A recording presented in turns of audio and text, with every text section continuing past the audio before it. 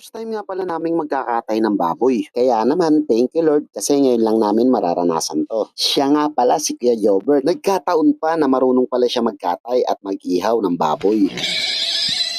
At siya nga pala si Kuya Bintoy. Inaayos niya na yung kawayan na ipantutuhog sa baboy. Gawa mo dyan.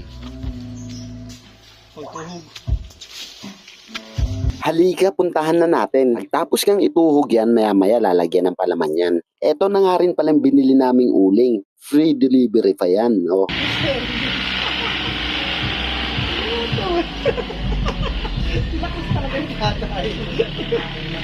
Ang sipag talaga ni Bintoy. Sigurado ako, bubuhatin niya na yan. Pakyat dito sa taas.